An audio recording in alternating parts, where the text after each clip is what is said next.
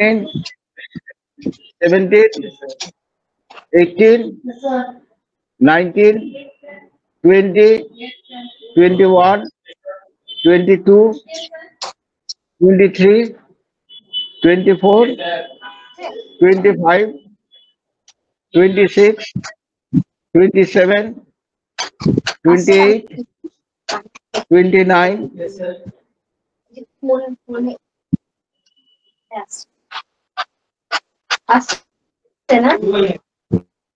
30, 31, 32, 33, 34, 35, 36, 37, 38, 39,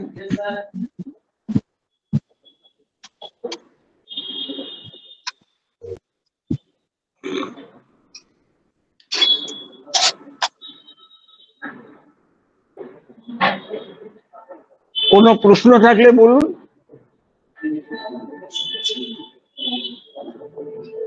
কোনো প্রশ্ন যদি থাকে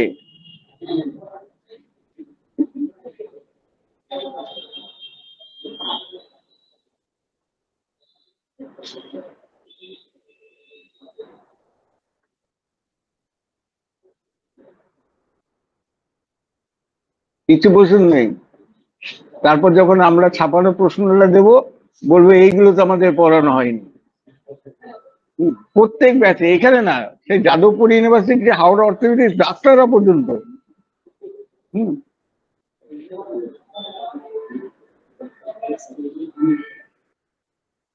বলুন, কিছু জিজ্ঞেস নেই, যা খুশি জিজ্ঞেস করুন না। হ্যাঁ, এবার তো অফে যাবো, আজকে তো আবার নেওয়ার কথা না। সকালে পঞ্চকর্মের ক্লাস ছিল বলে টিনা ফার্স্ট হাফে নিয়ে নিল, শুধু প্র্যাকটিক্যালটা বাদ গেল। এখন থিওরিদেরকে এঁকে নেবে, নির্ধারিত শিল্পীর পরিবর্তে তো একজন আছে।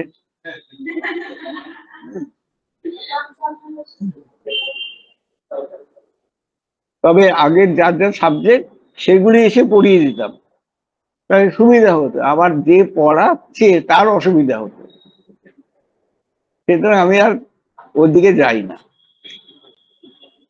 কিছু জিজ্ঞেস নেই।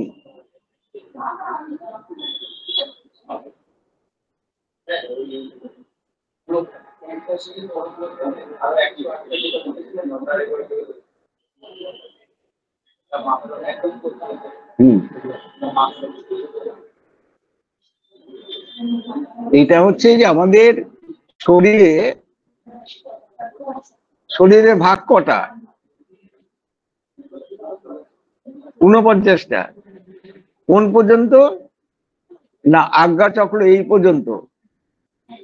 আজ্ঞা চক্র এই কুণ্ডলিনীর এই নামটা হয়ে গেছে কেন? আজ্ঞা মানে কে? আজ্ঞাবহ মানে কি? আদেশ পালন করে, যে কথা মেনে শোনে। তা মেনে চলছে, আমাদের কি শরীর আর মন শুনছে? শরীরের কথা মন শুনছে না, মনের কথা শরীর শুনছে না। আমাদের প্রথম লড়াই হচ্ছে ওইখানটায়, যে শরীর তো অনেক কিছু চাইছে, তার থেকে বেশি চাইছে মন। তা মন হচ্ছে পাড়ার স্থানীয় গুন্ডা। 10টা ইন্দ্রিয়, যে ইন্দ্রিয় একটু বেশি ভাবনা করছে, সে চক্ষু বলুক, কর্ণ বলুক, নাসিকা বলুক, খাদ্যই বলুক, যা কিছু, উপস্থ বলুন, মানে সেক্সুয়াল ব্যাপারে, অ্যাফেয়ার্স ব্যাপারে, ও যখনই যা ভাবছে, মনের কাজটা কি? মন তো বলবে যে এগুলো থামাও, কিন্তু মন করছে ও ওইখানে ওকে ধুঁয়ো দিতে আরম্ভ করলো। ও যখন ঝাড় খেলো, শরীর ভাবে কেউ ধরে পিটলো, এখন পিটবে না কেন? তার কারণ আমাদের সমাজ ব্যবস্থা এমন তৈরি হয়েছে, সব সিনেমাগুলো দেখুন, বাংলা, হিন্দি, ইংরেজি ওরকম ন্যাকামো নেই। দেখুন, কোন ছেলে, নায়ক বা নায়িকা কেউ কাউকে পছন্দ হয়েছে, দেখছেন পার্ক থেকে রাস্তা দিয়ে যাচ্ছে, পেছনে হাত মেরে গান করতে করতে যাইছে, নাচতে নাচতে। করুন না এখানে কলকাতায়, যে কোনো জায়গায় করুন, পিটিয়ে লাশ করে দেবে।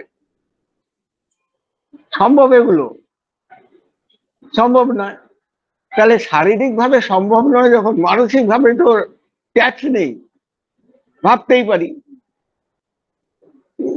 অনেকদিন আগে টিভিতে একটা সিরিয়াল হতো হিন্দিতে, মুঙ্গেরে লাল কি হাসিন স্বপ্নে, খেয়াল আছে? মুঙ্গেরে লাল কি হাসিন স্বপ্নে, ওই যখনই সে কিছু করে না, একটা ওয়ার্ডলেস লোক, যখনই পেছনের দরজাটা বন্ধ করতে হবে,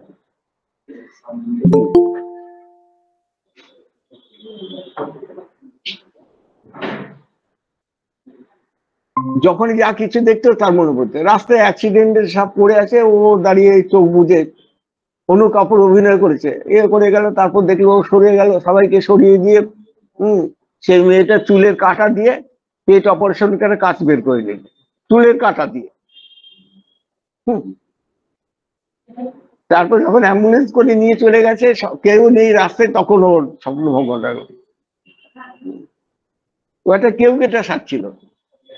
তাই মন যখন যে ক্ষমতায় আসবে, তার সে দোষর।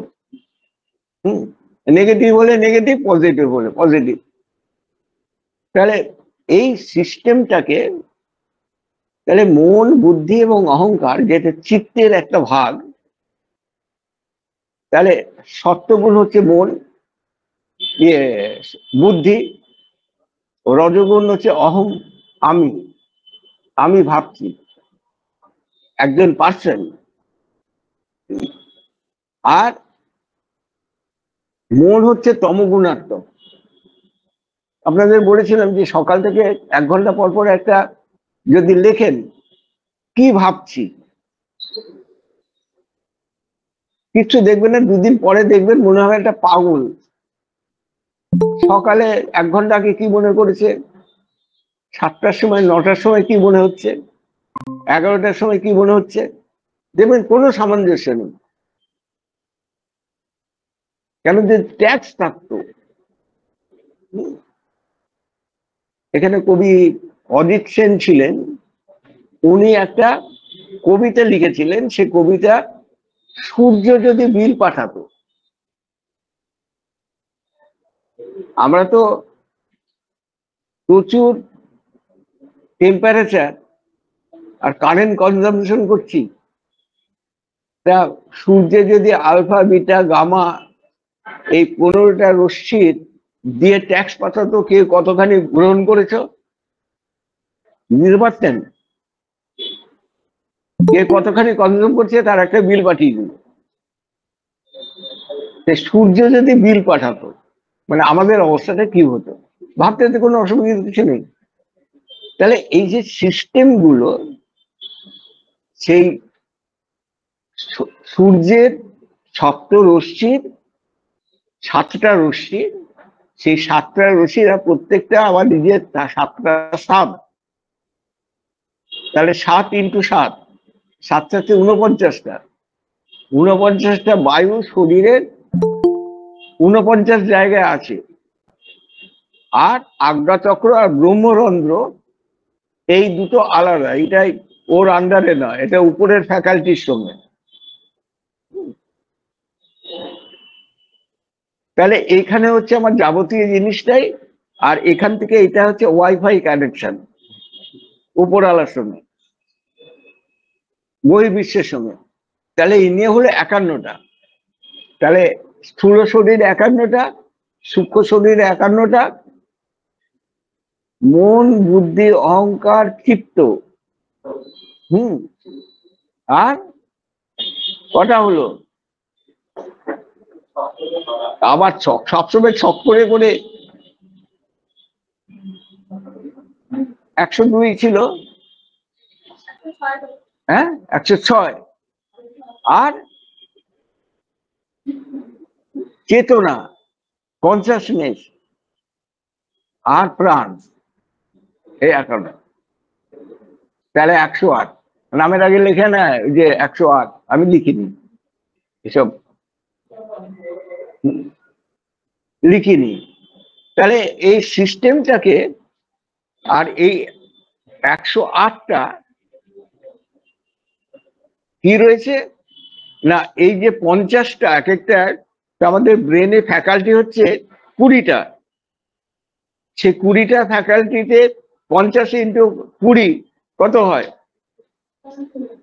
50 ইন্টু 20 1000। এই জায়গাটার নাম কি বলে কুণ্ডলিনীতে? সহস্রার। তাহলে সহস্রার মানে কি? 1000। ক্লিয়ার হলো? সহস্রার বলছি এই জন্য, ওই এক একটা ফ্যাকাল্টি 20 করে কাজ করছে, তার 20টা তার নিজস্ব সাপ দিয়ে কাজ করছে, তাহলে 1000টা হলো। এই যে 1000টা হলো, এই জন্য দেখবেন বড় বড় যারা তথাকথিত সমাজ সংস্করণ, যেমন দেখবেন শঙ্করাচার্য, শ্রী শ্রী 1008 শঙ্করাচার্য, 1008, সেখানে আর 108 লেখা হয় না। তাহলে এইরকম করে দেওয়া। তা একজন আগরতলার সাধুর সঙ্গে আমার কথা হয়েছিল, সে এসে আমার সঙ্গে কথা বললে যে আপনার নাম শুনছি, আগরতলা থেকে এসেছিল, বললো এটা সঙ্গে যে নিয়ে এসছিল সে বললো যে স্যার ওর নাম জিজ্ঞেস করুন। বললো যে স্যার একটু উচ্চারণের দিকে খেয়াল করবেন না, ভাবটা ধরার চেষ্টা করবেন। তা আমি জিজ্ঞেস করলাম নাম কি, সঙ্গে সঙ্গে হাত জোর হয়ে গেল, হাত জোর করে বললো ছিচি। হ্যাঁ ছিচি, ছিচি 105, সুপল দাস জি মহারাজ জগৎগুরু। তাই বললাম এটা আবার কোথা থেকে পেল? ওর সিনিয়র সাধুরা ওকে বুঝিয়েছে, দেখ 108-এ যদি ঢুকিস তাহলে 108-ই সারা জীবন থেকে যাবি, বাড়বেও না কমবেও না।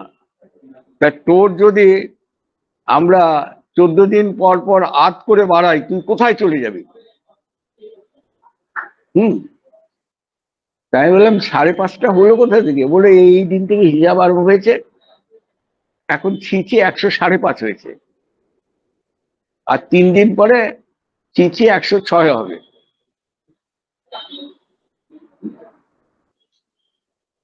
তাই দেখুন সংস্কার মেনে নিয়েছে। আমি কথাটা বললাম কি অসুবিধা হয়, এরকম শ্বাসকষ্ট ছিল, বুঝলাম কারণটা দেখে আমাকে বললো যে জানেন, আমি একদিন গঙ্গার পাড়ে বসে আছি, সবাই বললে সুপল দাসের সমাধি হয়েছে, বলে শীতকাল জানুয়ারি মাস। তা আমার খুব ভালো লাগলো যে আমার সমাধি হয়েছে, সবাই ওকে উঠিয়ে দিল, থোড়া সা লিফট করা দে। তা ও বসে আছে, তা দুজন সাধু বললো ওকে চিমটি কেটে দেখ, ও নড়াচড়া করবে না। এবার বিভিন্ন ভাবে শরীরের অংশে চিমটি কাটতে লাগলো, ও মুখ বুঝে সহ্য করে গেল, কেন তো সমাধি হয়েছে। হয়েছে, তারপর বলছে থাপ্পড় মেরে দেখ, ও নড়াচড়া করবে না। বলে জানেন 2 গালে 4টে 4টে করে কি থাপ্পড় মারছে, যন্ত্রণায় ভিতর জ্বলে যাইতেছে, কিন্তু আমি মুখ খুলি নাই, ও নড়েও নি, কেন তো সমাধি বলে দিয়েছে ওরা। সমাধি হয়েছে যখন বলে দিই, তাই বলে এগুলো ওদের কথায় মনে করো কেন? বলছে তারপর কি করছে জানেন, বলছে সমাধি হয়েছে, তা এটা হয়েছে স্থল সমাধি, এই স্থল সমাধি কাটার জন্য জল সমাধি করতে হবে বলে আমাকে ওই অবস্থায় ধইরা গঙ্গায় ফাইলা দিচ্ছে, শীতকাল। তা এই যে সংস্কার, এই সংস্কারটা আমরা খেয়াল রাখতে পারি না। এই সেটাকে আমরা আজ পর্যন্ত কোথাও বলছিলাম কুণ্ডলিনীর মধ্যে সমস্ত সংস্কারগুলো আমাদের লেখা আছে, কিন্তু আমরা সেটা নিয়ে করি। সবার মাথায় একটা ঢুকে আছে কুণ্ডলিনী জাগাতে হবে, কিভাবে জাগবে সেটা সম্বন্ধে কেউ জানে না। 108টা কুণ্ডলিনী চক্র আছে।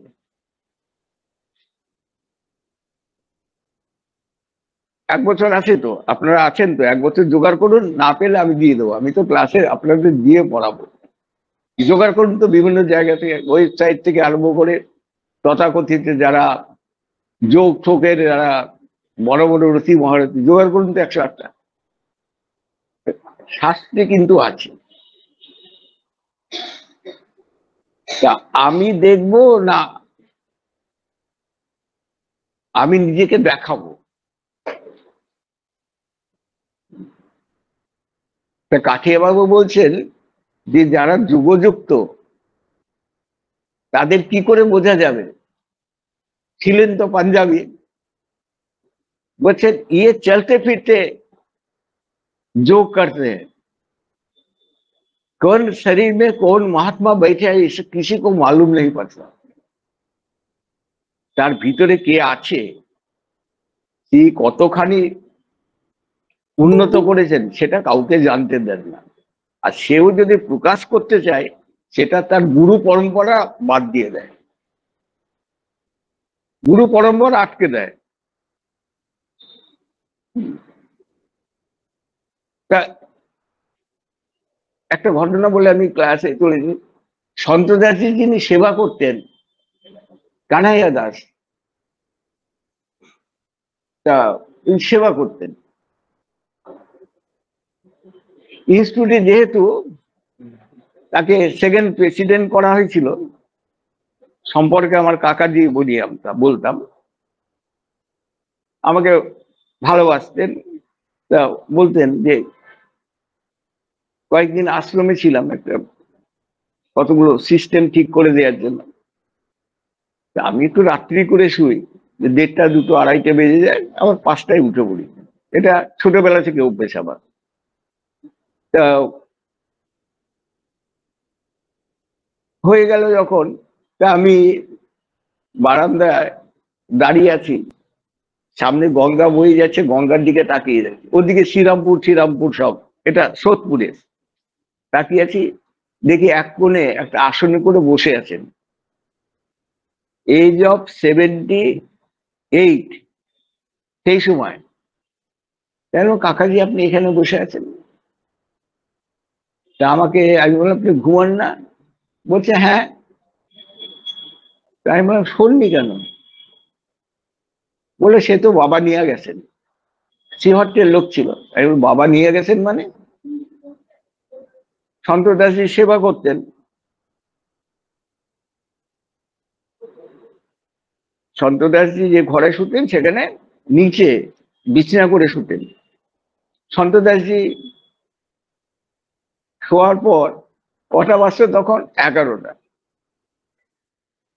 এই 11টা থেকে 2টো পর্যন্ত উনি বলতেন কানাইয়া দাস, অমুক ভদ্রলোক যে চিঠি দিয়েছে তার জবাবটা কি শিশির দিয়েছে? বলছে দিয়েছে, আমি কালকে জিজ্ঞেস করে নেবো। এখন জিজ্ঞেস করতে যাব?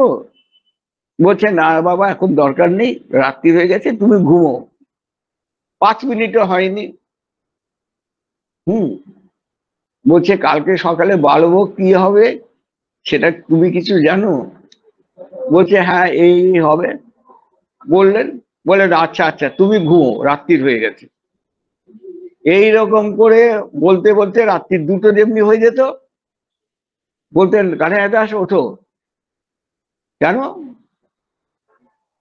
সন্তদাসজি সারা জীবন গরম জলে স্নান করতেন। কথাটা আমি ভুল বললাম, গরম জল করাতেন। ওই 2টোর সময় উনুন জ্বালিয়ে গরম জল করা হতো, গরম জল যখন তৈরি হতো উনি গরম জলটা দেখে স্নান করে চলে আসতেন, গরম জলটা দেখতেন। এখনকার এরকম গুরু হলে কবে ছেড়ে বেরিয়ে যেত, বলে রোজ রোজ আমাকে খাটানো। তাহলে সারা রাত্রি ঘুম হতো না। উনুন জ্বালানো তো হ্যাপা আছে অনেক, করে যেত। এবার দিয়ে বলতেন, স্নান হয়ে গেলে বলতেন কানাইয়া দাস স্নান করে এসো। ওই স্নান করে এসে জপে বসে যেতেন, 5টার সময় মঙ্গল আরতি, ব্যাস এবার সারাদিন কাজ চললো। দিনের পর দিন এই হয়ে ঘুম চলে গেছে, ওই বসে বসে থাকেন এরকম কিছু করে আসুন। তা একদিন একটু মন মরা হয়ে গেছে, চোখ দিয়ে জল পড়ছে। তা বলছেন কানাইয়া দাস কি হচ্ছে, কি কি হয়েছে তোমার চোখ দিয়ে জল পড়ছে কেন? বলছে বাবা আশ্রমে সব সাধুরা এই 2টোর সময় উঠে বসে জপ ধ্যান করতে আরম্ভ করেছে। আমি ঠাকুরের মালা ধরাটা সময় পাই না, দিনের পর দিন। সন্তদাস বলছে যে বাবা তখন জিজ্ঞেস করলেন যে তোমার কি ইচ্ছা? বলছে আমার বাবা আমার জব ধ্যান করার ইচ্ছা। বলতে বললেন, বাবা হেসে ফেললেন। বাবা হেসে বললেন যে এই জীবনেই জব ধ্যান করবি, তা সামনে জীবনে যে আসবি 30 বছর পরে তখন কি করবি? সন্তদাসজি বলছেন যে 30 বছরের মধ্যে ও মারা যাবে, মারা গিয়ে আবার নতুন শরীর ধারণ করবে, সেইটা হচ্ছে জব ধ্যানের তার শরীর তৈরি হবে। সামনের জীবনে তাহলে এসে করবিটা কি? এটা আমার কাছে রেকর্ড করা আছে যে করবিটা কি। তা আমরা অনেকে অনেক কিছু চেয়ে বসি, যে সব তো সব জীবনে সম্ভব না, এই জীবনের পূর্ণটা সামনের জীবনে পাবো, এই জীবনের পাপটাও সামনের জীবন পাবো। কিন্তু চরম সীমায় যদি পৌঁছে যায় যে একেবারে সেমিস্টারে ফার্স্ট ক্লাস পেয়েছে যদি হয়, তাহলে এই জীবনে ভুগতে হবে। অতখানি নিচে লোড অত জীবনে টানতে পারবে না। খুন করে, জেল হয়, লোকে পিটিয়ে মেরে ফেলে, যে এটা হচ্ছে তোমাদের চরম শাস্তি, এগুলারও কয়েকটা জীবন হলো যাবে না। তো সেইভাবে তৈরি হয়। এবং আমাদের ডিএনএ আরএনএ যে কম্পোজিশন, সেই কম্পোজিশন আমরা 35 জেনারেশন ক্যারি করি মেডিকেল সায়েন্স মতে। বৈদিক মতে 49 জেনারেশন। বুঝতে পারলেন 49টা কোথা থেকে আসছে? 49 জেনারেশন, 49 জেনারেশন আমাদের এটা ক্যারি করছি। তাই ধৌতি তো করতেই হবে, এগুলো তো শোধন করতে হবে শারীরিক ভাবে এবং মানসিক ভাবে। যখনই শরীর শোধন করবেন তখন এটাকে আপনার সেই উপযোগী তৈরি হবে, যে শরীর তৈরি হবে, সেই শরীরটা যখন সে যোগের শরীর তৈরি হবে, এই যোগে সকালেই ক্লাসে বলছিলাম, যোগে অনেকগুলো আলাদা আলাদা যোগের ভাগ আছে। তার মধ্যে একটা ভাগ আছে কালাগ্নি যোগ। এই কালাগ্নি যোগ হচ্ছে যে আপনার আর ভাল লাগছে না, আপনি এরকম করে বসলেন, কালাগ্নি যোগ আরম্ভ করে দিলেন, গা হাতে হাত দিলে দেখবেন ঠান্ডা, পায়ের বুড়ো আঙুল থেকে আস্তে আস্তে ও ভিতর থেকে ছাই হয়ে যাবে। এটাকে কালাগ্নি যোগ বলে। এটার প্রথম কালাগ্নি যোগ আমরা প্রথম পাই জানেন কোথায়? এটা প্রয়োগের ইতিহাস সীতা করেছিলেন, শীতালের পাতাল পূবে কালাগ্নি যোগ করেছিল। দ্বিতীয় আমরা পাই সতীর 51 পীঠে। দক্ষযজ্ঞের সময় বলা হয়েছিল, যদি আমি মানি না দক্ষযজ্ঞ বলে কোনো ব্যাপার হয়েছিল, কেন আমাদের একটা গালগপ্প না হলে তো হয় না, তা সেটাকে করা হয়েছিল। তা সতীর আগে কালাগ্নি যোগ করে পুড়ে গেল। তাহলে কেউ যদি বসে এরকম কালাগ্নি যোগ করে ওর উপরে বসে থাকবে, তারপর যদি হাত দিয়ে বা কোনো জোরে একটু ঠেলা মারা যায়, দেখা ছাই গড়িয়ে বলবে, ধরাই যাবে না। এমনি কিন্তু হাওয়ায় বা পু দিলেও উড়বে না, কিন্তু পড়ে যাবে। তা এটা বিজ্ঞানের পরীক্ষা হয়েছিল, এই রিপোর্টিং একটা আছে, সেই রিপোর্টটা করেছিলেন বিখ্যাত সায়েন্টিস্ট স্টিফেন হকিন্স। এইটা নিয়ে তার পেয়েছিলেন, এবং দুজন ভারতবর্ষের এর খবর পেয়ে তাদের এই ইয়েটা নিয়েছিলেন। এই সতীর দক্ষযজ্ঞে আমরা এটা পাই। এখানে দেখুন কন্ট্রাডিক্টরি, যে সতী এরকম করে দেহ ফেলে দিল। দেহ ফেলে দিল কিসের জন্য? না রাগে। তা রাগে হিতাহিত জ্ঞান শূন্য হয়ে যায়, অনেক অজ্ঞান হয়ে যায়। তা এই যেটা প্রচন্ড রাগে হয়ে যায় ওটাকে জল সমাধি বলে। যে সমাধি, আপনি একটা মানুষ যোগীকে দেখে বুঝবেন না যে সে সমাধি অবস্থায় আছে। সে কথা বলবে, লেকচার দেবে, প্রবচন দেবে, ভজন করবে, আশ্রমে ঠাকুরের পুজো করবে, কিন্তু সে সমাধি হয়ে গেছে। এখন যদি জড় সমাধি হয় তাহলে সে দাঁড়িয়ে পড়বে। ক্লিয়ার করে দেখুন, জড় সমাধি। রামদাস কাঠি বাবাকে জিজ্ঞেস করেছিলেন তারাকিশোর চৌধুরী, মানে স্বামী সন্ত দাসজি, তা উত্তরে বলছেন যেটা আমরা কুম্ভক্ষেত্রে পাই, ঘুমোচ্ছেন না তো, ওই ওই অবস্থা, জড় সমাধি। তা বলছেন, এর উত্তরে কাঠিবাবুজির গুরু দেবদাসজি, উনি অর্ধেক সময় সমাধিস্থ থাকতেন। সেই সময় একদম পুরো আসন করে বসে 4 মাস 5 মাস এইভাবে একভাবে থাকতেন, যতক্ষণ উনি চোখ খুলতেন ততক্ষণ। আর তত্ত্ব এবং জ্ঞান এমন জিনিস, তারাকিশোর চৌধুরী রামদাস কাঠিবাবুজির শিষ্য। উনি একদিন জিজ্ঞেস করছেন যে মহারাজজি, দাদাজি মহারাজের মানে গুরুর গুরু দেবদাস কাঠিয়া বাবার সমাধি হতো, তা উনি তো জ্বরের ন্যায় থাকতেন।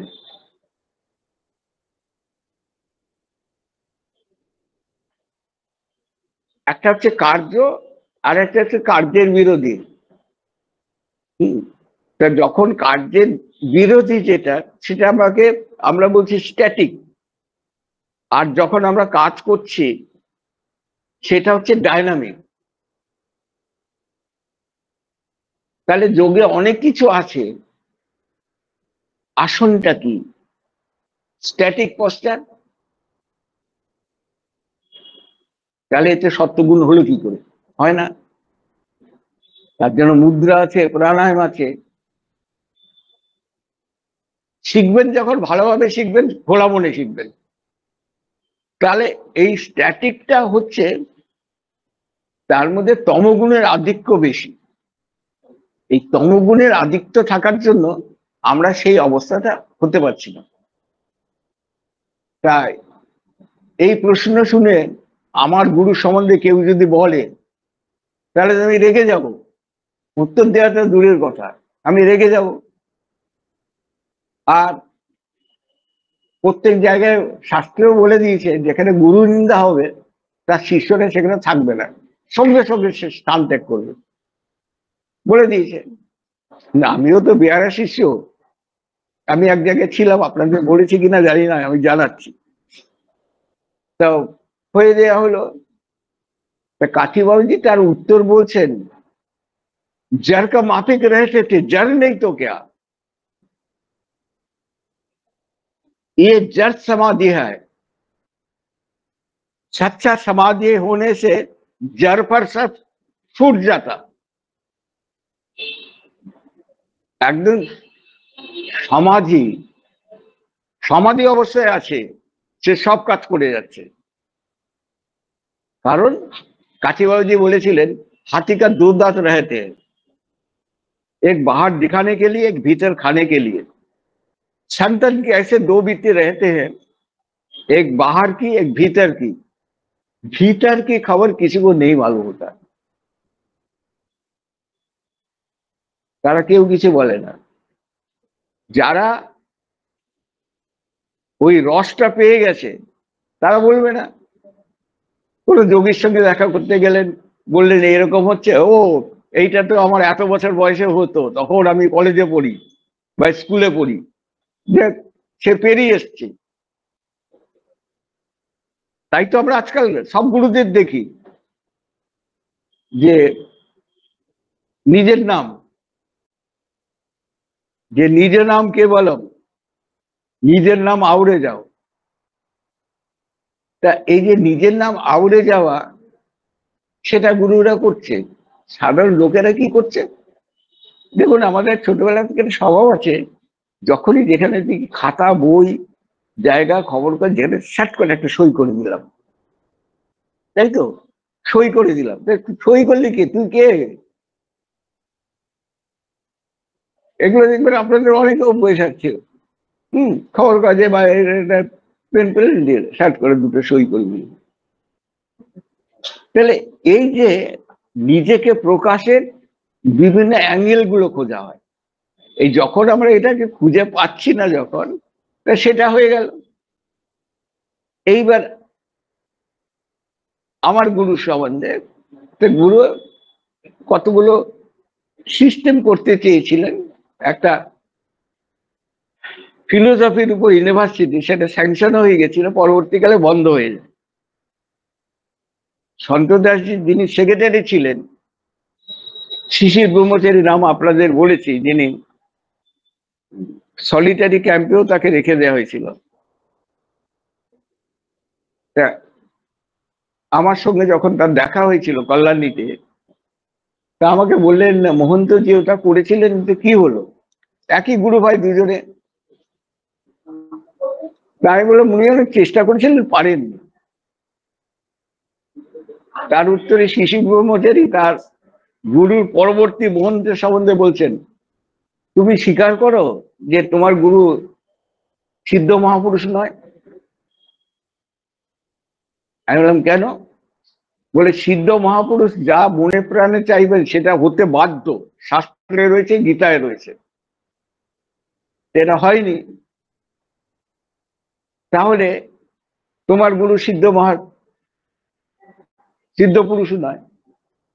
আমাদের একজন গুরু ভাই ছিল, সে কল্যাণী ইউনিভার্সিটিতে পড়ায়, আমি তখন যাদবপুরে পড়াই। সে আমার হাতটা ধরে বলছে, ওঠো। কিসের জন্য? বলছে, এরপরও তুমি এখানে বসে থাকবে? হ্যাঁ। তা সে উঠে চলে গেল। তা আমাকে আবার জিজ্ঞেস করছে, তুমি মানো? তা আমি বললাম, হ্যাঁ মানি। সবাই হাঁ করে আমার দিকে তাকিয়ে আছে। সেখানে উপস্থিত ছিলেন গোবিন্দ গোপাল মুখোপাধ্যায়, বর্ধমানের ইউনিভার্সিটির সংস্কৃতের হেড অফ দ্য ডিপার্টমেন্ট।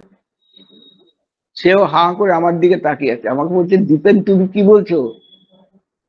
ঠিকই বলছি, যে আমি মানি। শিশির ব্রহ্মচারী তখন আমাকে জিজ্ঞেস করছে, তুমি স্বীকার করো যে তোমার গুরু সিদ্ধ মহাত্মা নয়? হ্যাঁ। আমি বললাম, আমার একটা প্রশ্ন আছে, আপনি যদি উত্তর দেন আমি একেবারে সাংঘাতিক ভাবে মেনে নেব।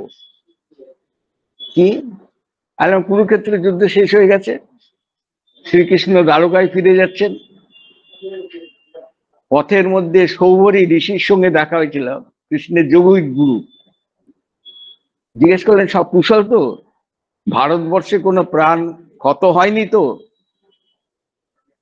তখন বললো না, ভারতবর্ষে যুদ্ধ হয়েছে, প্রচুর বীর, ভারতবর্ষ বীর শূন্য হয়ে গেছে। সৌভরী ঋষি তখন রেগে গিয়ে বললেন, তোমার মতো পুরুষ থাকতে এই ঘটনা ঘটলো, তুমি বাধা দাওনি? কৃষ্ণ তখন তার যৌগিক গুরুকে বলছেন যে গুরুজি আমি বাধা দিয়েছিলাম, আমি পারিনি।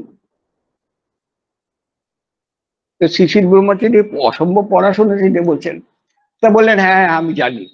আমি বললাম এইবার আপনি বলুন তো, কৃষ্ণ চেয়েছিলেন কিন্তু পারেননি, কৃষ্ণ সিদ্ধ মহাত্মা কিনা আগে বলুন, তারপর আমার গুরুটা আমি জবাব দেবো। বলে এইসব তো 2 দিন 4 দিন শাস্ত্র পড়ে তোমার এই তর্ক বুদ্ধি আরম্ভ হয়েছে। আর উত্তর নেই তো, কৃষ্ণ কিনা সিদ্ধ মহাত্মা কিনা সেইটাই, ভগবান তো পরের কথা, আগেইটা আমাকে উত্তর দিন। কথায় কথায় রেগে গেলে হবে না, চক্ষু জবাব দিয়ে গেলে পড়াশোনা করতে হবে, নিজেকে আনতে হবে, সূক্ষ্ম শরীরকে বাড়াতে হবে। সেটা আমরা করি না, আমরা রেগে যাই। এই রেগে যাওয়ার কারণটা হচ্ছে যে আমরা সবাই, যেটা প্রথমে আপনাদের অনেক ক্লাসে বলেছি, আমরা কিন্তু কাউকে ভালোবাসি না, যা করি নিজের স্বার্থের জন্য। স্বামী স্ত্রী ছেলে মেয়ে মা বাবা দাদু দিদা কিচ্ছু নেই সব। তাহলে প্রত্যেকে আমরা স্বার্থের জন্য পড়ে আছি। তাহলে স্বার্থের জন্য যদি পড়ে থাকি, তা প্রত্যেকে জানি যে আমার কাজ এ করবে। বাল্মীকি তো করেনি, দস্যু রত্নাকর করেনি, ওর মা বাবা স্ত্রী বললো যে আমরা তোমার পাপে ভাগী হবে না। সে দস্যু রত্নাকরও তো পরবর্তী সাধু হয়ে গেল, হয়ে গিয়ে বাল্মীকি হলো। বললো যখন আমার কেউ পাপের ভাবে নেই, আমি রোজ রোজ হত্যা করে জনসাধারণের ছিনতাই করছি কেন? আমি কি আমার জন্য করছি? তার ছেড়ে দিই। প্রত্যেকটা মানুষের জীবনে একটা আঘাত দরকার। সেই জন্য শ্রী অরবিন্দ সিনথেসিস অফ যোগায় বলছেন, কোনো ধ্বংস দেখে দুঃখিত হয়েও না, আনন্দিত হয়েও, সৃষ্টির প্রথম সোপান বলে, সৃষ্টির প্রথম সোপান বলে। সৃষ্টি ভালো জিনিস আসার বলে আগে খারাপগুলো চলে যায়, এই খারাপগুলো চলে যাওয়ার জন্য আগে ধুয়ে মুছে সাফ করে দেওয়া। এইটাই হচ্ছে তত্ত্ব, এইটাই হচ্ছে যোগ। কিন্তু আমাদের যদি বলে যোগ জানেন, বলে হ্যাঁ জানি, এরকম করে দিয়ে নানা ভাবে আমি করে দেখিয়ে দিলাম যে আমি যোগযুক্ত। পুরো কনসেপ্টটা পাল্টে গেছে। এই কনসেপ্টটার উত্তরে আপনাদের অন্য একটা জিনিস দেখাচ্ছি। দেখুন কি সুন্দর রিলেটেড শাস্ত্রগুলো, আর আমরা কি করছি ওইদিকে।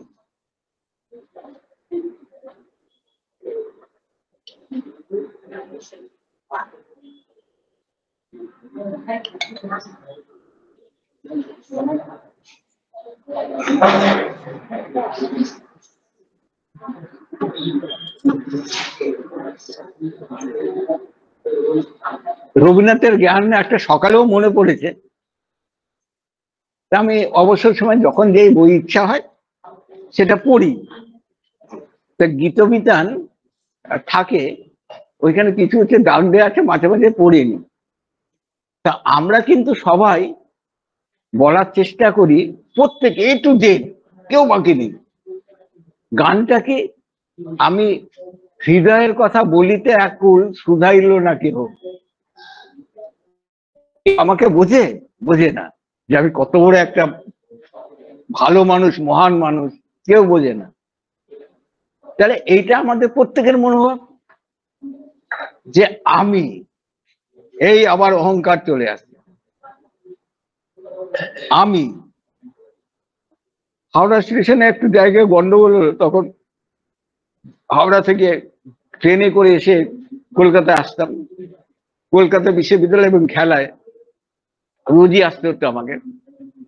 একটা গন্ডগোল দেখলাম, একটা ছেলে ধাঁ করে ছুটে গেল। আমাদের ওখানে একটু অন্য জায়গায় থাকে, ছুটে গেল। কিছুক্ষণ পরে মারামারি সব শেষ হয়েছে। তা আমার সঙ্গে দুদিন ছিল, বললো যাই দেখে আসি। আমি কিসের দরকার, মারামারি যদি থামাতে যাস তাহলে যা, নাহলে যাবি না, দাঁড়িয়ে দেখ, অনন্তকাল ধরে মারামারি চলবে না, এক্ষুনি শেষ হয়ে যাবে, দাঁড়িয়ে দেখ। পরে দাঁড়িয়ে দেখলো, কিছুদিন পরে শেষ হয়ে গেল। সেই ছেলেটা আসলো, এসে কলারটা তুললো, আমাদের সামনে দিয়ে গেল। অন্য একজন জিজ্ঞেস করেছে, কিরে কি হয়েছিল? বলে মারামারি লেগেছিল, একটু র্যালি দিয়ে এলাম। আমাদের একজন পার্থ চ্যাটার্জি বলে, সে আমাকে বলছে, ডিপেন্ড র্যালি মানে কি? আমি বললাম, রেলা অপভ্রংশ। মানে কি শব্দ ব্যবহার করতে হবে, বা পড়াশোনা করিনি, রেলা দিয়ে এলাম, তার বদলে বলছে আমি র্যালি দিয়ে এলাম। তাহলে এই যে সংস্কার আমরা তৈরি করেছি, সংস্কার তৈরি হয়েছে। বাংলায় যে প্রবাদ বাক্য আছে, স্বভাব যায় না মূলে। নিজের দিকে চিন্তা করে দেখবেন, যে সারা জীবন আমাকে কে কত কিছু বলছে, আমি কিন্তু শুনছি না, আমি কিন্তু এক গোয়ারের মতো, ষাঁড়ের মতো মাথা নিচু করে ছুটছি, শুনি না আমরা। কেন? স্বভাব যায় না বলে। স্বভাব আমাকে সেই দিকে, সংস্কার আমাকে টেনে নিয়ে চলে যাবে। তাহলে এই যে টেনে নিয়ে যাবে, তার জন্য শাস্ত্রকার একটা ব্যাখ্যা করে গেছেন, এবং আমরা ওই ব্যাখ্যায় আটকে গেছি, আর এগোয়নি। কিরকম? এর আগে আপনাদের দেখিয়েছিলাম, চিত্তে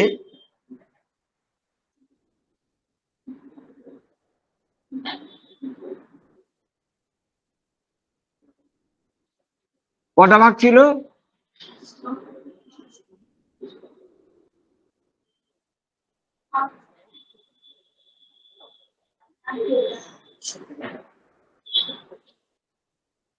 ক্ষিপ্ত, মূঢ়,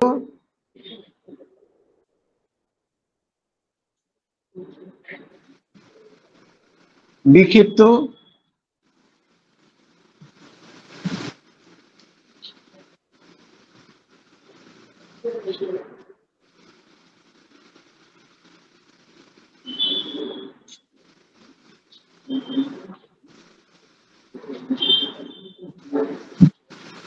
একাগ্র, নিরুদ্ধ।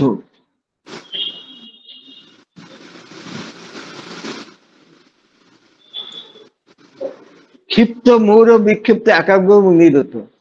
এটা পার্সেন্টেজ বলেছিলাম, মনে আছে তো? 20, 40, 60,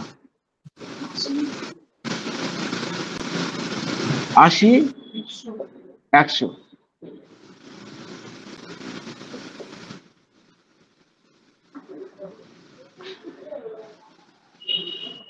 তাহলে ক্ষিপ্ত ভূমি কাদের জন্য তৈরি হয়?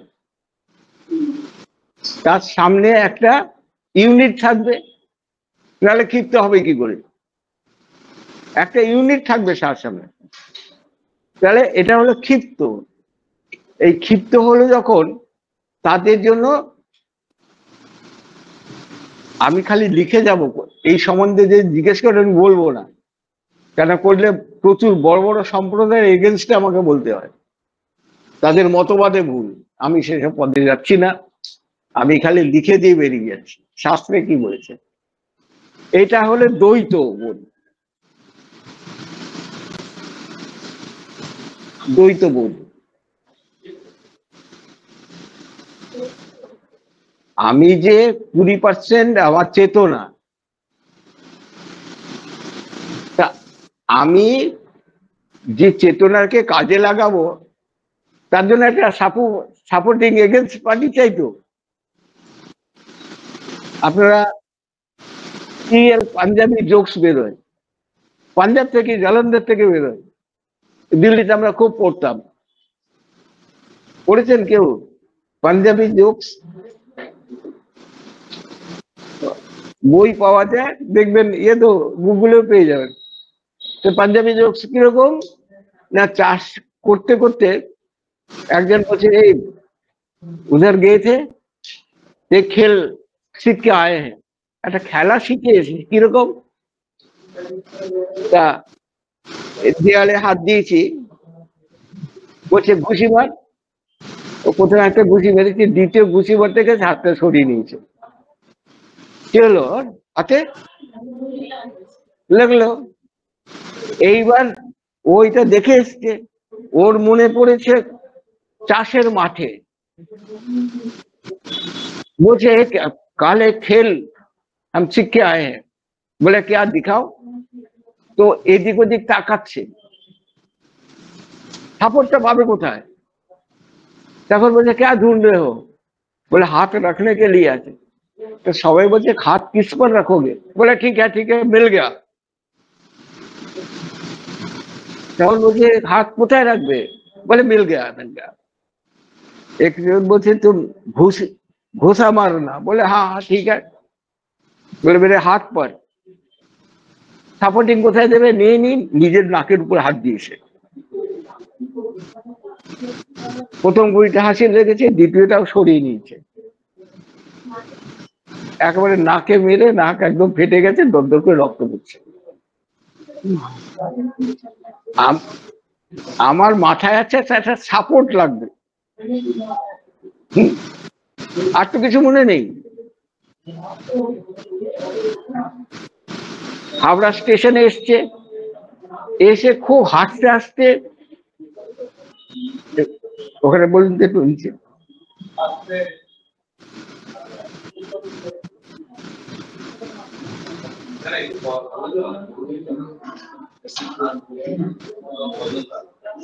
না বন্ধ করার দরকার নেই, বলে দিন। সবাই আমরা বলতে আগ্রহী, শুনতে আগ্রহী না। তা হাসছে, বলে अरे हंस रहे हो क्यों, बोले सबसे बुद्धिमान बताते हैं बंगाली, बुद्ध बना दिया। बोले कैसे बुद्ध बना दिया? बोले हावड़ा स्टेशन उतरा, हावड़ा ब्रिज देख रहा था। অত বড় ব্রিজ দেখতে তো নেই, এরকম একটা দেখার জিনিস। তখন আমাকে একজন বলছে एक थोड़ा थपथपाया, তা हमको बोला যে কত কौवा দেখা। হাওড়া ব্রিজের উপর কটা কাক বসে আছে। এই দিক ওদিক তাকিয়ে ও বললো छठो। बोले छठो देखा है, 12 रुपया निकाल। এক একটা কাক দেখার জন্য 2 টাকা করে দিয়ে ও হাসতে হাসতে হাসতে। सब बोला क्या हुआ, इसे तुमसे से पैसा छीन लिया है? बोले क्या छीन लिया है, हम देखे थे 20 ठो, बताया 6 ठो। बंगाली को बुद्धू बना दिया। 20টা কাক দেখেছে কিন্তু বলেছে 6টা। তাতে কি হলো, বেঁচে গেল। কিরকম করে ওকে ধোকা দিয়ে দিলাম। তাহলে হারলো কে? বাঙালিটাই হারলো, কাক প্রতি 2 টাকা করে। ও যদি সত্যি কথা বলতো ওর কত টাকা চলে যেত, ওইটা বানিয়েছে। তো এরকম প্রচুর আছে, সে বইও আছে।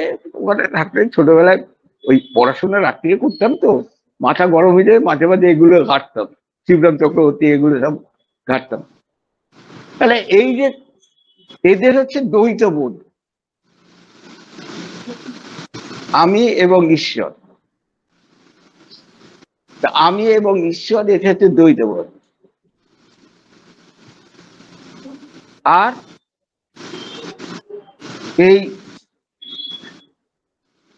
এইখানটায় এটা দ্বৈতবোধ, আর একটা আছে বিশিষ্ট দ্বৈতবোধ।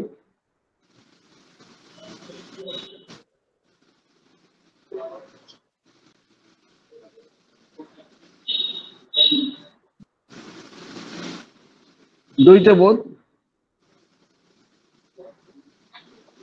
এটা আছে দ্বৈতবোধ,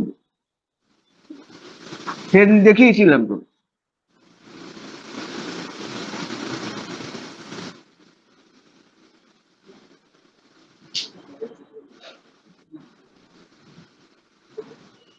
আর এটা হচ্ছে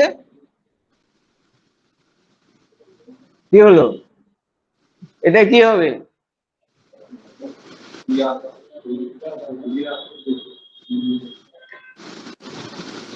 একটা হলো দ্বৈতবোধ, একটা দ্বৈতবোধ, আর একটা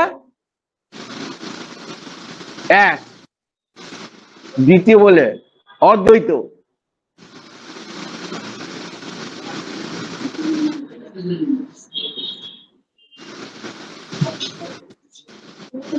অনেক সম্প্রদায় আছে, অনেক জাতি আছে, অদ্বৈতবাদ আর কেউ নেই। তাহলে দ্বৈতবাদ এলো কোথা থেকে? তুমি হয়ে গেছে, তোমার হয়ে গেছে সবকিছু। যে তুমি বলছে শঙ্করাচার্য বলছেন ব্রহ্ম সত্য, জগৎ মিথ্যা, মেনে নেওয়া গেল। তুমি ভারতবর্ষের 4 জায়গায় 4টে আশ্রম করলে কেন? 4টে শঙ্করাচার্য আছে, দ্বারকায়, পুরীতে, 4টে করলে। তাহলে অদ্বৈত বোধে তুমি বিশ্বাসী, অদ্বৈত বোধের জাতিও আছে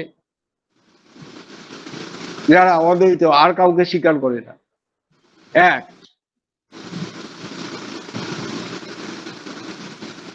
এক যখন করেছো, তাদের আবার সাধনা করার জন্য দিক নির্ণয় করা কেন পশ্চিম দিকে বসে করবে?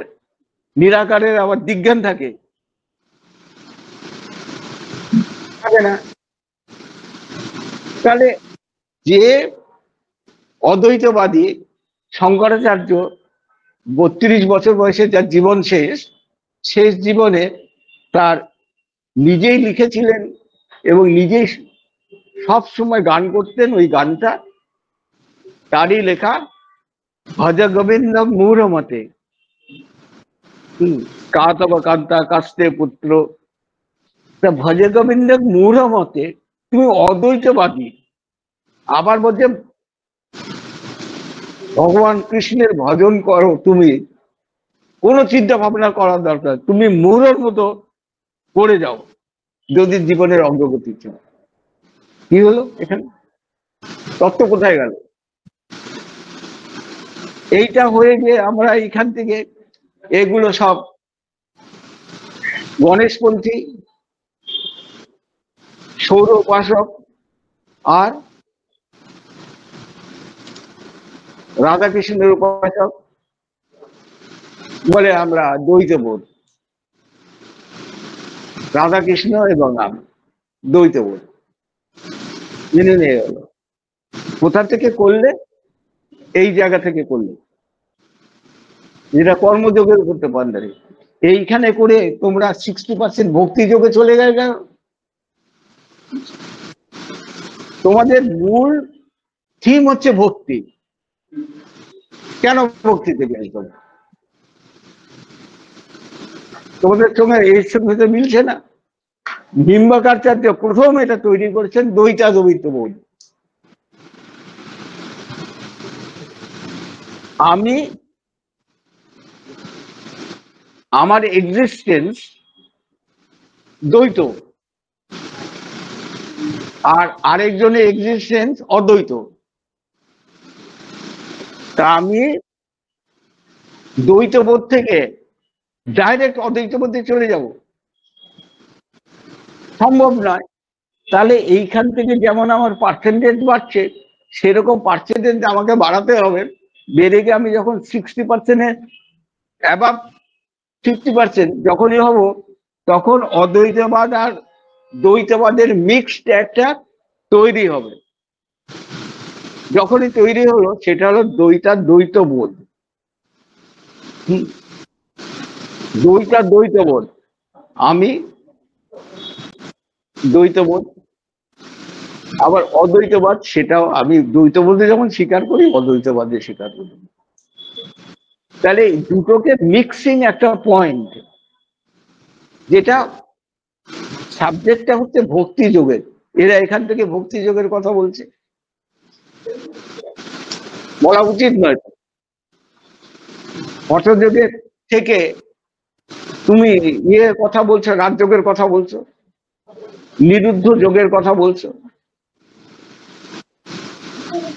সেটা যোগের ক্ষেত্রে যারা করে যায় তারা ভুল করছে। একটা ধারা পর্যন্ত উঠবে, তার বাইরে নয়, তারপরে ওইখানেই শেষ। কিরকম? আপনাদের কোর্সের মতো, 1 বছরই শেষ। এই জন্য শিবরাম চক্রবর্তী বলছিলেন, নববর্ষ নিয়ে বেশি মাতামাতি করার দরকার নেই, 1 বছরে বেশি টেকে না। সত্যি তো, কেউ ভেবে রেখেছেন? হ্যাপি নিউ ইয়ার বলছেন, হ্যাপি কেন বলছেন? 1 বছরে তো টিকবে না। তাই বলছে নববর্ষ নিয়ে বেশি মাতামাতি করতে নেই, 1 বছরে বেশি টেকে না। কথাগুলো দেখুন, এই যে শব্দের যে টুইস্ট, নিকাট সত্য, কিন্তু চট করে একসময় বলে দেওয়া। তা আমরা বাংলায় বলে যে happy, many many happy day, happy ইয়ার। তারপরে মাঝখানে যে কেউ আমাকে চটকে দেবে না, তার কোনো গ্যারান্টি দিচ্ছে না। তাহলে এই যে বোধটা, এই বোধটা থেকে আমরা একটা অন্য জিনিসে চলে যাই। এইবার তাহলে ব্যাপারটা সহজ হয়ে যাবে।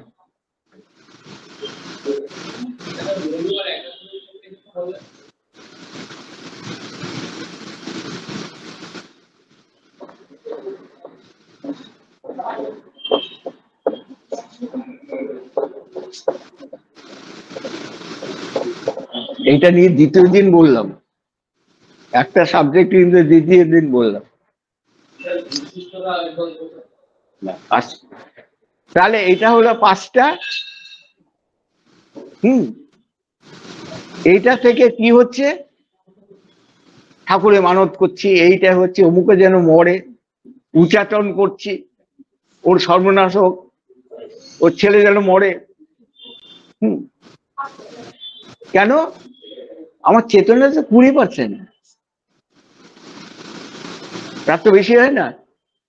তা আমাদের যে চিত্তের যে ওয়েভ আছে, এটা হচ্ছে তার ফ্রিকোয়েন্সি, তার নাম্বার, আর তার ইউনিট হচ্ছে আলাদা। এটা হচ্ছে কাম, এটা ক্রোধ, এটা হচ্ছে লোভ।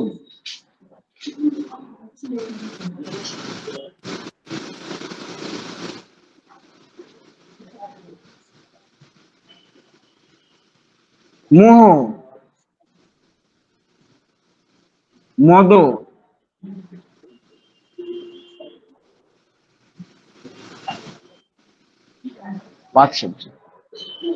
এটা 6টা। রবীন্দ্রনাথের গান আছে, দেখবেন, ওটা খুব ভালো গেয়েছেন পঙ্কজ মল্লিক, প্রভু 6 জনায় মিলে মোরে পথ দেখায়।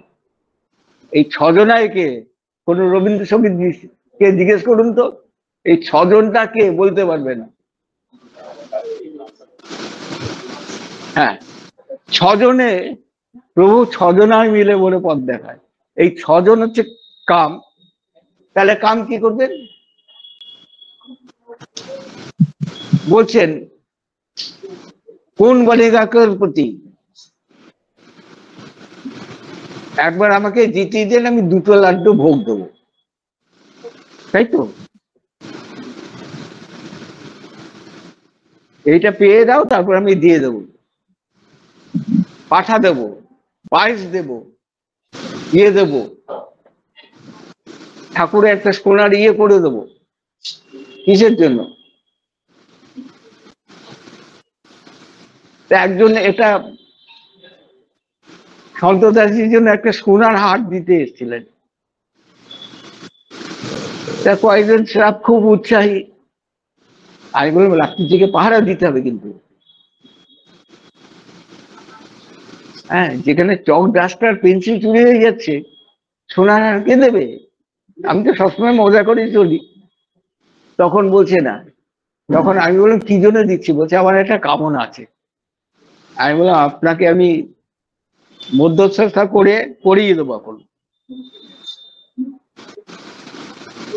এখানে কিছু মানুষ ভাবে যে একেবারে অজ্ঞ, আর কেউ কেউ ভাবে যে মানে অর্ধেক উঠে গেছে, আর কিছুটা উপরে উঠে গেলেই উবু হয়ে যাবে। অর্ধেক উঠে গেছে আর অর্ধেক হয়ে গেলে উবু হয়ে যাবে। উবু 10 কোটি গুণ না হতো না? একজনের বাবা মারা গেছে, লিখছে, পরে যে ফর্ম ফিল আপ করা হয়েছে, নাম নেম লিখলাম, গার্জেন নেম, এবার জোরে জোরে বলছে উবু বলে নামটা বলছে। একদম বলছে কিরে উবু লিখছিস কেন? Late late. বলে আমার বাবা তো মারা গেছে। তাহলে মারা গেছে তো লেট লেট। বলে কেন বাংলায় লিখতে হবে না? বলছে বাংলায় কি লিখছি? উবুকে। বলছে কেন ছোটবেলায় খেলেছি না উবু 10 20 30 40। উবু মনে গেছে। তা উবু, তা এই ধারায় আমি বললাম হ্যাঁ, সে বিশ্বাস করছিল। তা আমাকে আসলো, বলে কি কি করতে হবে, যা যা পুজোর সামগ্রী লাগবে বললাম। আমি বললাম করলাম, যে আপনি যে কামনা করছেন সেটা করে দিয়ে আপনাকে এইখানে 3 বার বলতে হবে এই কামনাটি যেটা চাচ্ছি, যেটা আপনার কাছ থেকে আমি চাইছি, এইটা পাওয়ার পরেও 3 দিনের মধ্যে যেন আমার শরীর ধ্বংস হয়ে যায়। বলে হ্যাঁ আমি বলবো না। কেন বলবেন না? পেয়ে যাচ্ছেন তো, কেন বলতে পারবেন না? বলেন আমার সংসার আছে, ইয়ে আছে। তখন পেছনে দেখাচ্ছে কিসের জন্য? আরো ভালো চাও? সবাই আমরা ওই এসোবার লক্ষ্মী, থাকোবার লক্ষ্মী, বসোবার লক্ষ্মী আমার ঘরে, কেন সবার ঘরে না? তা আমার ঘরে যদি থাকে সবাই চুরি করবে না কাটমানি খাবে? তা আমি নিজের শত্রু বলে নিজে ডেকে নিয়ে এসছি। তাহলে যখন 40% হলো, তখন একটু ইয়ে হয়ে গেল। কাম মানে কামনাযুক্ত কর্ম, মানে কোনো একটা নেগেটিভ বা পজিটিভ এটাকে ধরে এগোচ্ছি। ক্রোধ, যে ক্রোধ এসে গেল, এই ওকে এই দিচ্ছি, শনিবার এতগুলো বেলপাতা জবা ফুল দিচ্ছে, কয়েকদিন পরে দেখবি কি হয়। ও মারণ উদ্রাচন, এরকম 6টা আছে, মারণ উদ্রাচন বশীকরণ সব আছে। ওগুলো কিচ্ছু না, শিখতে 3 মাস লাগবে। 3 মাস লাগে মাত্র, এমন কিছু কঠিন না। তাহলে ক্রোধ হলো, তারপরে লোভ হলো,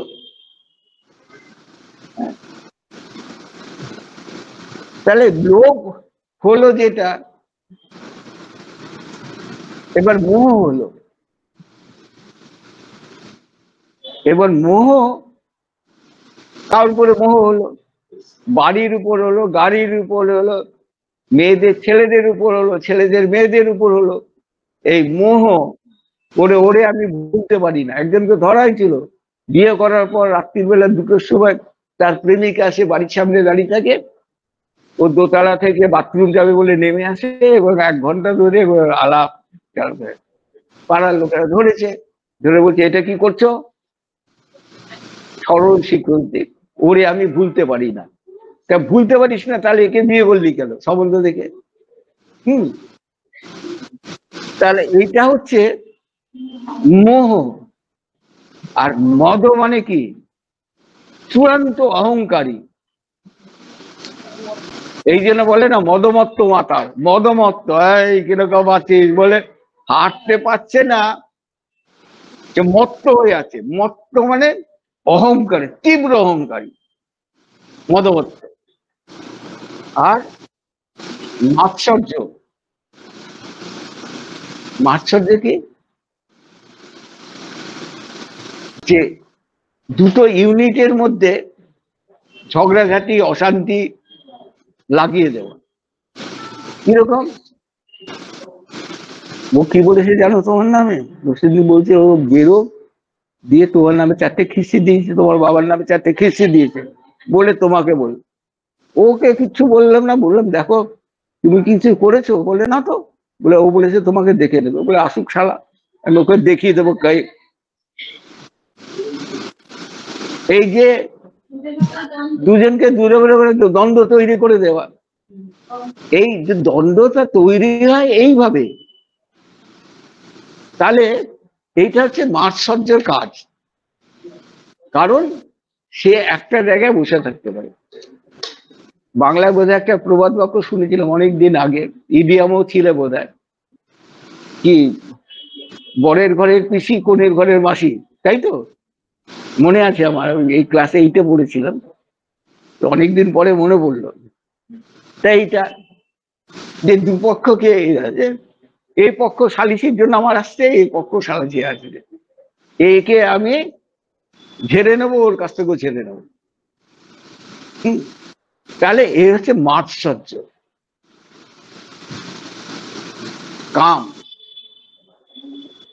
কাম মানে কামনাযুক্ত কর্ম বা সেক্স এদের বেশি। সারা পৃথিবীর মধ্যে সবচেয়ে সেক্স বেশি কাজে কোন প্রাণী?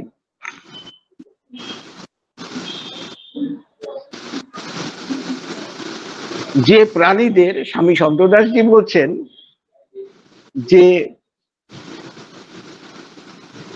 একজন মানুষের সঙ্গে আমার পরিচয় হয়েছিল ট্রেনে, মানুষটি ভদ্র সরল প্রকৃতির, কিন্তু আমিষ ভক্ষণ করে, আমিষ ভক্ষণ করে, মানে ভালো নয়। আমিষ খাচ্ছে মানে তো বৈষ্ণবরা একদম মনে হয় যেন এই গেল বুঝি সব। বলেছিলাম না গত বিয়েবারে গেছিলাম, বলেছে নেশা করে, তা বলে আমার দিকে চোখ মারছে। আমিও তো অনেক জায়গার লোক, তো আমি চুপচাপ দাঁড়িয়ে আছি।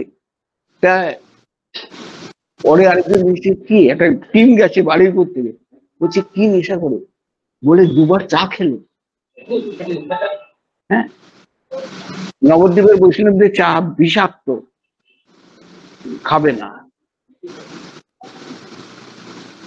এটা শুনলো, কবিতা দিয়েছিল, ম্যাডাম ছিল, হাসছে। তা আমি বললাম এই খৈনি কোথায় পাওয়া যায়, জিজ্ঞেস করলাম, একজনকে জিজ্ঞেস করলাম, তখন চোখ কুচকে তাকিয়ে আছে। কবিতা দিয়ে আবার সে বোঝে না, তো সে বলছে স্যার খৈনি নিয়ে কি করবেন, খৈনি খাবেন, আপনি তো এসব খান না। ম্যাডাম বুঝতে পেরেছে, ম্যাডাম বলছে আপনি চুপ করুন, স্যার যা বলছে বলুন। তাই সেই জন্য হচ্ছে যখনই উঠছে বাথরুম যাচ্ছি, এখানে বসে আছে, যত কোণে সরে যেতে পারে যেন আমার সঙ্গে ছোঁয়াছুঁই যেন না লাগে। কত সুবিধা হলো বলুন তো। হম, এবার যে অসুবিধা, অসুবিধাটা হয়ে গেল কোথায়, যে ওরা একটা জায়গায় একটা বড় মন্দিরে দর্শন করতে এসছে 72 জন, এসে দেখে ওইখানকার বন্ধুর সঙ্গে পাশাপাশি দুটো চেয়ার আমি বসে আছি। একবার বলছি এই সেই ট্রেনের লোকটা না, ট্রেনের লোকটা বসে বসে আমি চুপচাপ, আমি কিচ্ছু বলছি না। আমি আর কিছু বলিনি, তাই সেটাকে তৈরি করে দেওয়া হলো। এইবার এগুলো কার? আমাদেরই ফসল, শরীর এবং মনের ফসল, আমরা যোগযুক্ত হইনি বলে। তাহলে সন্তদাসজি বলেছেন যে নিরামিষ খাইলেই যদি যৌন ক্ষমতা সংযম হয়, তাহলে 2টি প্রাণী রয়েছে যারা সম্পূর্ণ নিরামিষী, ছাগল এবং বাদর সারা পৃথিবীর কোনো প্রাণী থেকে এদের কোনো সময় জ্ঞান নেই, ঋতুর ব্যাপার নেই, মাসের ব্যাপার নেই, বছরের ব্যাপার নেই। ওই এনি টাইম লিপ্টন টি টাইমের মতো। যখন এসে বাদর এবং ছাগল, তাহলে ছাগল কি? কামের প্রতীক। ছাগল কামের প্রতীক। বেচারা কি করেছে? শুধু ঘাস পাতা খায়, নিরামিষ খাচ্ছে, কিন্তু ওকে ধরে মানত করে তুমি তোমার কামনাকে বলি দেবো বলে একটা ছাগলকে বলি দিয়ে দিলে। বলি দিয়ে তাকে ভালো করে গরম মশলা দিয়ে পেঁয়াজ রসুন দিয়ে করে খেয়ে নিলে, তাহলে তোমার কামনা গেল কোথায়? ওটা আমি মানত করেছিলাম, জোড়া পাঠা মানত করেছিলাম। মানত করেছিলে, ঠিক আছে, দিয়ে দাও, নয় টাকা দিয়ে দাও, আর না হলে মানত করে দিয়ে দাও, দিয়ে তুমি চলে এসো। তুমি এখন ওখানে বসে আছো যে দেবে বাড়িতে নিয়ে যাব, ওইখানে গিয়ে ভোগের রান্না হবে। তাহলে ভোগের রান্না হবে, আমি তো একদম সরল সাদা সিধে ভাবে জিজ্ঞেস করছি, এখন ভোগের রান্না কি করবেন? এটা তো কালীঘাটে মাকে দিয়েছেন। বলে না, আমিষ করবো না, জিরে ধরে পেঁয়াজ রসুন ছাড়া দিয়ে রান্না করবে। তাহলে আমিষ কি পেঁয়াজ রসুন দেওয়া? তখন কাউ জবাব নেই। তাহলে কাম হলো। এবার ক্রোধ মানে কি? ক্রোধ কে? মোষ, এটা লিখে রাখুন, ছাগল। কামনাযুক্ত কর্ম। আপনি বললেন ছেলেটা ফার্স্ট ডিভিশন পাস করুন, কত ভালো রেজাল্ট করুন, জোড়া পাঠা বলি দেবো। তোর ছেলে ভালো কি বন্ধ হলো, তাতে দুটো প্রাণী ইয়ে ফেলে। বল না, তুই ভালো করে মাংস খাবি, বল, সোজা কথা সোজা ভাবে বল। এইটা বললে না? ক্রোধ। এই ক্রোধ কি হয়? মোষ বলি দেয়। এখানে মোষ বলি দেয়। কারা বেশি বেশি দেয়? নেপাল, ভুটান, যারা বৌদ্ধ, তারা গোমাংস খায় না, ছাগলও খায় না, মোষের মাংস খায়। এবার ওরা বিভক্ত করে না। ভুটানে একটা ছোট পাহাড় হয়েছে, ওখান থেকে ঠেলে ফেলে দেয়। নিচে একটা চাতালে বসে পড়ে মারা গেল, 30 ফুট উপর থেকে মারা গেল, অ্যাক্সিডেন্টাল ডেথ। ওরা তো মারেনি, আমি নিজে দেখে এসেছি, ভুটানে গেছিল দেখেছি। ম্যাডাম আমার ছাত্র বলো, স্যার আমরা যাবো না, কি বিভৎস দিচ্ছে ছত্র। এবং কি হয়েছে? ওর ওইটুকু ভবিষ্যৎ আছে, তাতে কি আছে? দাঁড়িয়ে দেখবে। মানে বাসে কাটা পড়েছে, হসপিটালে দেখছি ছটফট করছে, সামনে গেছি কামড়ে ধরেছে, আমার হাতে দাগ আছে এখনো, এই হাতে দাগ আছে এখানে, এই কামড়ে দিয়েছে, আমি দেখছি দাঁড়িয়ে। হ্যাঁ, তাহলে এগুলো শরীর থাকলে এগুলো হবেই, মেনে চলতে হবে।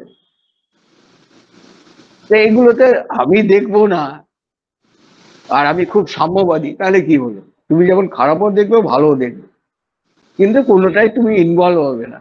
তখন তুমি দ্বৈতের মধ্যে চলে গেলে, হয়ে গেলাম, আমি লোভ হয়ে গেলাম, বিক্ষিপ্ত। তার সবচেয়ে লোভীকে কোন প্রাণী? বিড়াল। বিভিন্ন সতীপীঠে বিড়াল বলি হয়, জানেন না বলে? বিড়াল বলি হয় কেন? লোভকে বলি দিচ্ছে। মোহ, লিখে নিন এগুলো। মোহকে,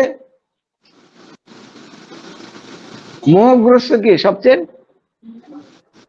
চার্লি চ্যাপলিনের মডার্ন টাইমস দেখেছিলেন? যে কারখানায় মানুষ ঢুকছে, সে সব ভেড়া হয়ে বেরোচ্ছে। ছাগলগুলোকে তাড়াতে তাড়াতে দেখবেন ময়দানে এইদিকে যাচ্ছে, এদিকে ছুটছে, ওদিকে উঠছে। ভেড়াদের ওই সমস্ত ঝামেলা নেই, একজনের কানটা ধরলো, যে একজন চুপচাপ হেঁটে যাচ্ছে, সবগুলোর পেছন পেছন যাচ্ছে। বলে না ভেড়ার দল, মোহগ্রস্ত। ওই সামনে দেখবে, যা দেখবে তাই করবে, এটা হচ্ছে মোহগ্রস্ত। এই জন্য যাতে ছড়াতে না পারে, দৃষ্টির যেন মনের কোনো বিক্ষোভ না তৈরি হয়, সেই জন্য ঘোড়াকে ফুলি পরিয়ে দেওয়া হয়। পাশে অ্যাক্সিডেন্ট হচ্ছে, ঝাড় দিয়ে বেরিয়ে গেল, দেখে একটা লাঠি মেরে দিল। হ্যাঁ, মেরে দেবে, ওখানে মেরে দেবে। একটা বাইককে দেখলে পাশ দিয়ে যাচ্ছে, ও তো বুঝবে না, দিলে একটা পেছনে দিল। আর ঘোড়ার লাঠি যদি খান একবার, সারা জীবন মনে থাকবে। তাহলে মোহ হচ্ছে ভেড়া, লিখে দিন। আর মদ মানুষ, নরবলি হতো। যেখানে যেখানে পুজো হয় সেখানে নরবলি হতো, যেখানে সেখানে মদকে বলি দেওয়া হয়, নরবলি হতো, যেটা এখন উঠে গেছে।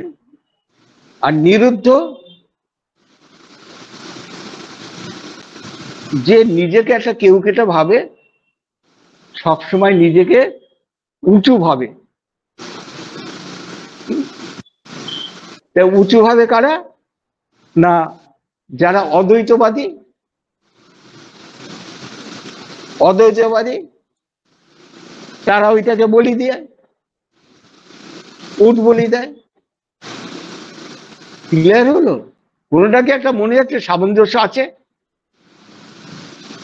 উঠের তো গলা বেশি বড়, তাহলে মাৎসর্য। সুতরাং উঠকে বলি দাও, খেয়ে নাও। একটা মিল খুঁজে পেলেন কোন ধর্ম সম্প্রদায়ের মধ্যে? কোথায় পেলে? এই যে মাৎসর্য, অদ্বৈতবাদী। হ্যাঁ, কোনটা বলি দেন? হ্যাঁ, বৈষ্ণবদের কালচার জানেন? বৈষ্ণবদের অনেক সময় বড় বড় লিডার হয়ে যায়, তো সে সাধু সমাজেও হয়ে যায়, হয়ে যায়। তাহলে বলি দেওয়া, কাউকে কাটা, উচ্চারণ করে না, বলে এর সঙ্গে যা তো, ওকে যা, ওকে ডেকে জিজ্ঞেস কর এ কি, আস্তে আস্তে আস্তে এ কি বলেছে। তখন বলছে শুনে আসবি, যদি কোনো কথা তো মনে হয় যে মিথ্যা কথা বলেছে, বানিয়ে দিস। হ্যাঁ, বৈষ্ণবরা ডাব খাচ্ছে, একটা ডাব বানিয়ে দাও তো। আমি বাজারে গেছি, আমি বললাম ডাব বানাবে, ও তো যন্ত্রপাতি নেই তো।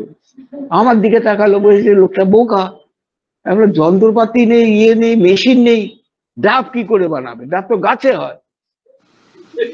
আপনি কথা বলবেন না তো, আপনি কথা বলবেন যান এখান থেকে। আমি ইচ্ছা করে বললাম, বলে বানিয়ে দাও। তাহলে বানিয়ে দেওয়া, এই যে দিচ্ছেন, বলি দিচ্ছেন, তাহলে বলি মানেটা কি? আবার ঈশ্বর, সব জায়গায় আপনার ঈশ্বরে চলে গেছে।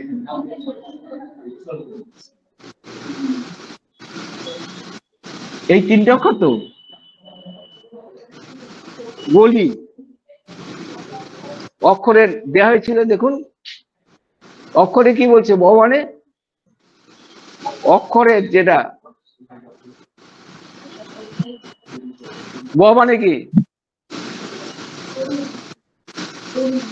বরুণ। বরুণ মানে কি? হ্যাঁ, জল। তাহলে জল, জল মানে অপ্রত্য। আমি সবসময় আমার চতুর্দিকে তত্ত্বের সঙ্গে আমি যেতে হবে, তাহলে এটা অপ্রত্য।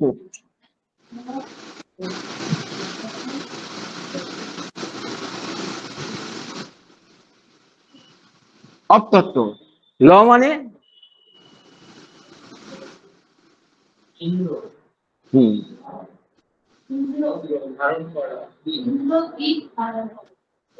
আর ধারণ, ধারণ মানে কি? ধারণ করে মানে ফাউন্ডেশন, ভিত্তি, মাটি। মাটি কি? ক্ষিতি তত্ত্ব, ক্ষিতি তত্ত্ব।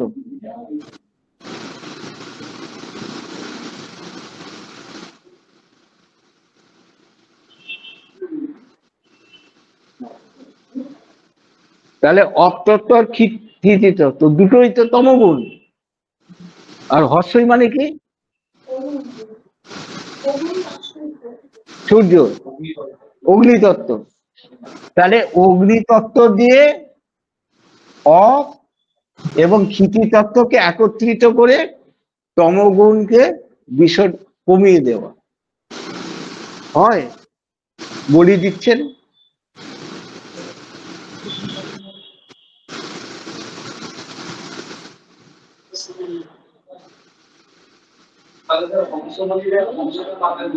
কোনটা? হ্যাঁ, যাকে খুশি বলি দিন, আমার কোনো আপত্তি কিছু নেই, কিন্তু সেইটা বলি দেওয়ার পর তাকে আর ছোবেন না। হংস, পরমাংস হবো বলে। কোনটা? কিসের রেফারেন্স? সেটা উপলব্ধি করি।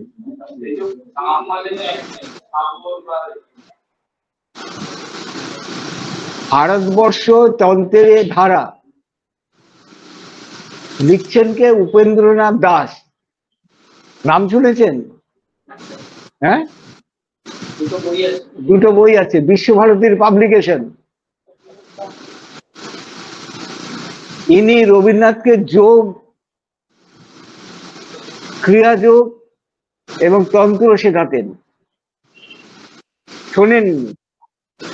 তারই লেখা যে ভারত ইয়েতে তন্ত্র সাধনের ধারা, 2 খণ্ডে, এই বইতে পেয়ে যাবেন ওখানে।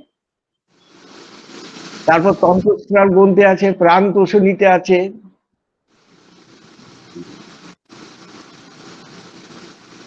তাহলে বুঝতে পারছেন, মনকে শান্ত করার জন্য এইগুলো। তাহলে বলি আপনি অন্তর থেকে দেবেন। আর একটা কথা বলে উঠে যাচ্ছি, সেইটা হচ্ছে গ্রামে বাড়ি, স্বামী চাষ করতে গেছে, চাষ করতে গিয়ে বাড়িতে এসে দেখছে স্ত্রী নেই, এসে হাত পা ধোয়ার জল পাবে না, জল নেই তো, হাতে কাদা ঠান্ডা মাখা। আবার কুয়ো থেকে জল তুললো, নদীর জল তুলে রাখে বালতি করে। কিছুক্ষণ পরে এলো, বলছে তুমি কখন এসছি? বলেছে, বলছে কি ত্যাগী মানুষ গো, দেখে এলাম, আজকে থেকে 1 তরকারি ভাত খাবে। 4-5 দিন বলে আজকে থেকে আর তোষক ব্যবহার করবে না। তারপর কিছুদিন পরে বলছে আজকে আর থেকে আর মাথায় তেল দেবে না। আর স্বামী দেখছে বউ দেরি করে ফিরছে, ওইখানে গিয়ে সব বউরা গিয়ে সে ত্যাগী মানুষকে দেখছে, সে ত্যাগী মানুষকে দেখছে, সারাদিনে প্রায় ওদের বাড়িতেই থাকছে, অত ত্যাগী মানুষ। আমি বলছি ওখানে কিসের জন্য যাও? বলছে দেখো মাথায় তেল মাখা ছেড়েছে, 1 তরকারি খায়, নিরামিষ খাচ্ছে, তোষক ব্যবহার করে না, কত কিছু ত্যাগ করেছে। সে তখন হাত পা ধুয়েছে, ধুয়ে কাপড় টাপড় ছেড়ে গামছা পরে দাঁড়িয়ে আছে। বলছে দূর পাগলি, ত্যাগ কি এরকম হয়? ত্যাগ একবারই করতে হয়। এই দেখ আমি বাড়ি থেকে বেরোচ্ছি, এই যে বেরিয়ে গেল আর আছে। রামকৃষ্ণ কথা বলে আছে 3য় খণ্ডে, ত্যাগ একবারই করতে হয়, খেপে খেপে হয় না। ঠিক আছে, আপনারা এসেছিলেন আসন শিখতেন, জানছেন অন্য কিছু। কত লস হচ্ছে বলুন তো।